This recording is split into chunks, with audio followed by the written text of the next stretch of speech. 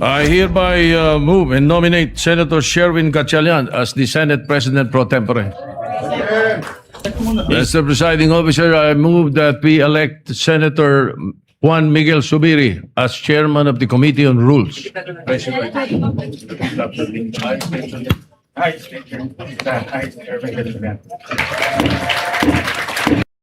That Congress is hereby called to order. Let us pause for a minute of silent prayer.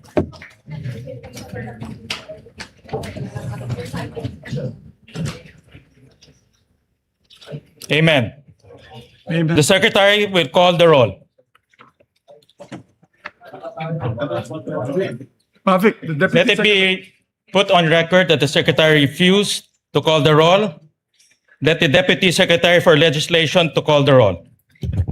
Roll call of members. The Honorable Senators Aquino, Cayetano Pia, De La Rosa, Ejercito, Escudero, Estrada, Gatchalian, Go, Hontiveros, Lacson, Lapid, Legarda, Marcoleta, Marcos, Padilla, Pangilinan, Soto, Tulfo Erwin, Tulfo Rafi, Villanueva, Villar Camille, Villar Mark, Zubiri, Senate President Cayetano Alan. With 12 senators present, the chair declares a quorum. Mr. Presiding Officer, I move to declare all elected positions in the Senate vacant. Is there any objection? Second. Duly seconded. The motion is approved. Nominate. Majority Leader, Mr. Presiding Officer, I move that we proceed with the election of the Senate President Pro Temp. is there any objection? Hearing none, motion is carried. I hereby move and nominate Senator Sherwin Gatchalian as the Senate President Pro Tempore. Is there any objection? Seconded. Duly seconded. The motion is approved. Thank you, dear colleagues. Majority Leader, So, majority leader. Ikaw na. Sige, ikaw na. Second muna. Mr. Presiding Officer, I move that we elect Senator Juan Miguel Zubiri as Chairman of the Committee on Rules. is there any objection? Duly seconded. The motion is approved. Thank you very much, my dear colleagues. My dear colleagues, I move that we proceed with the oath taking of the Senate President Pro Tempore. I so move. And we will ask Senator Soto, the most senior member of this chamber, to proceed with the oath to our new Senate President Pro Tem. Sundan mo na lang, sir, sa copy namin.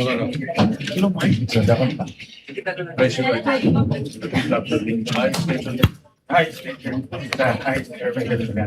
having been elected to this position of Senate President Pro Tempore, do hereby solemnly swear that I will well and faithfully discharge to the best of my ability the duties of my present position and of all others I may hereafter hold under the Republic of the Philippines, that I will support and defend the Constitution of the Philippines, that I will obey the laws, legal orders, and decrees promulgated by the duly constituted authorities, and maintain true faith and allegiance to the Republic of the Philippines, and that I impose this obligation upon myself voluntarily without mental reservation or purpose of evasion. So help me God. Thank you, sir. Thank you. Congratulations, Thank Mr. you. Senate President Pro Tempore. Majority Leader, Mr. President, I move that we proceed with the election of the Senate Secretary. is there any objection? Hearing none, motion is approved. Mr. President, I move to nominate and elect Secretary Ray Bantug Jr. to the position of Senate Secretary. There being no other nominations present. Is there any objection? Duly seconded. The motion is approved. Mr. President, I'd like to also move to proceed with the election of the Senate Sergeant at Arms. Is there any objection? Hearing none, motion is carried. Mr. President, I move to nominate and elect Police Major General Alfredo Soto Corpus to the position of Sergeant at Arms, there being no other nomination. I so Is move. there any objection? Hearing none, motion is carried. Mr. President, I move that we give their oaths of office together.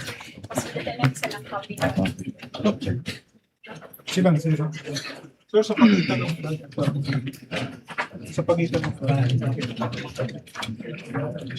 I state your name. I, President Junior, Having been elected having been to elected the position of, to the position of do Secretary, hereby solemnly swear do hereby solemnly swear that I will well and faithfully discharge, that I will well and faithfully discharge, to the best of my ability, to the best of my the ability, duties of my present position, duties of my present and position, of all others I may hereafter owe, and all others I may hereafter owe, under the Republic of the Philippines, under the Republic of the to Philippines, support and defend the Constitution of the Philippines, support and defend the Constitution of the Republic of the Philippines, that I will obey the laws, legal orders, and decrees that I will obey the laws, orders, and legal decrees promulgated by the duly constituted authority, promulgated by the duly constituted and maintain authorities, true faith and allegiance and maintain true faith and to allegiance the Republic of the to Philippines, the Republic of the and Philippines, that I impose this obligation upon myself voluntarily, and that I impose this obligation upon myself voluntarily, without mental reservation without mental or purpose of reservation evasion. or purpose of So help me evasion. God. So help me God. Congratulations, gentlemen. Congratulations. Congratulations to the new Sergeant at Arms and to the new Secretary, our comebacking Secretary of the Senate. Mr. President, I move to elect the following senators as chairpersons of the following committees. Senator J.V. Ejercito, Chairman of the Committee of Finance. Senator Tito Soto, Chairman of the Committee on National Defense. Chairman Panfilo Ping Lacson, Chairman of the Committee on Public Order and Committee on Accounts. Chairman Erwin Tulfo, the Committee on Accountability of Public Officers and Investigations and Social Welfare and Rural Development.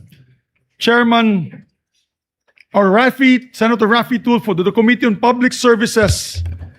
Chairman Bamakino to the Committee on Basic Education. Senator Kiko Pangilinan, Chairman of the Committee on Agriculture. Senator Risa Ontiveros, Chairman of the Committee on Health. Senator Lito Lapid as Chairman of the Committee on Games and Amusements. Senator Chiz Escudero to retain his Committee on Housing. And yours truly, Senator Zubiri, as Chairman of the Committee on Foreign Relations. Is there any objection? Hearing none, the motion of the majority leader is hereby approved. Mr. President, I move to consider PS Resolution number 432. This is the resolution amending Rule 2 of the Rules of Procedure on impeachment trials to provide for the election of a presiding officer in all cases not involving the President of the Philippines. I so move, Mr. President. Is there any objection? Hearing none, the motion is approved. I move to adopt PS Resolution number 432. I so move, Mr. President. Is there any objection? Hearing none, the motion is approved. Mr. President, may we ask the Secretary to read the title of the measure for clarity? And place on record the title of the resolution. Resolution amending Rule 2 of the Rules of Procedure in Impeachment Trials to provide for the election of a presiding officer in all cases not involving the President of the Philippines. Thank you, Mr. President. Mr. President, I also move to consider proposed Senate concurrent resolution number 10.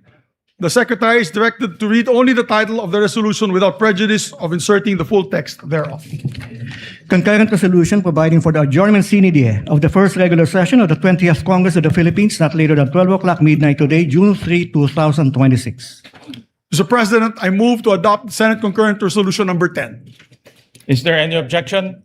Hearing none, motion is carried.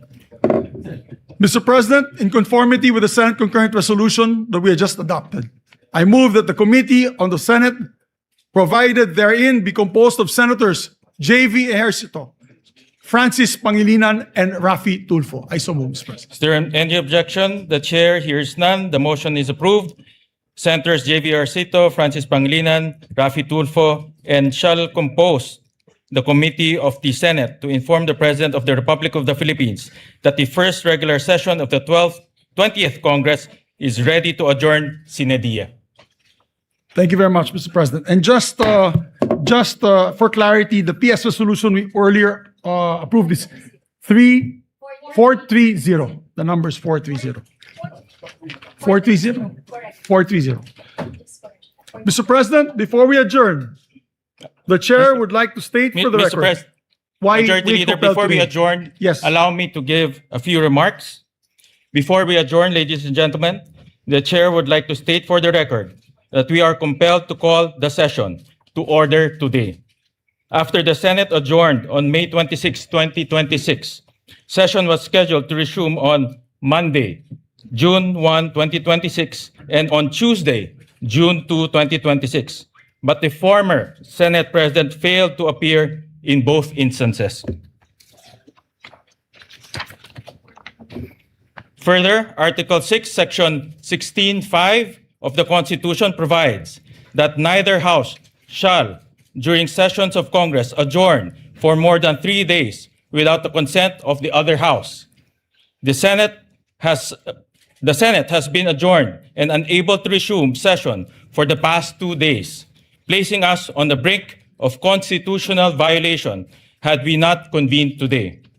Thus, in the absence of a duly consulted postponement and the continued absence of the former Senate President pro tempore, and members of the majority, we are compelled to call the session to order. The quorum of 12 is based on majority of 22 senators, over whom jurisdiction can be obtained by the Senate. This is in full accord with the ruling of the court in Avellino versus Cuenco, that an absolute majority of 12 out of the 23 members can constitute a constitutional majority of the Senate for quorum purposes, and with precedent, specifically the May 5, 2015 session, where the quorum was based on 17 available senators, with 7 others beyond the Senate's coercive jurisdiction. Thank you. Thank dear you very colleagues. much for the clarity, Mr. President. Mr. President, let the record reflect that the chair, a Senate President pro tempore, shall serve as acting president pursuant to Rule 5. Yes. Presiding officer of the Senate pursuant to Rule 5, Section 4C and 5 of the Rules of the Senate. Yes. Pursuant to our rules, the wording is actually acting president, Mr. President, on our rules. Just for the record, Mr. President. Is there any objection? Hearing none, the motion is approved. Mr. President, I move that the President of the Republic of the Philippines and the House of Representatives be informed of the election of Senate President pro tempore and acting Senate President Sherwin Gatchalian. I so move, Mr. President. Is there any objection? Hearing none, the motion of the majority leader is hereby approved. Mr. President, I move that the first regular session of the 20th Congress of the Philippines on the part of the Senate be adjourned sine die. Is there any objection? The chair hears none. The motion is approved. The first regular session of the 20th Congress of the Philippines on the part of the Senate is adjourned sine die.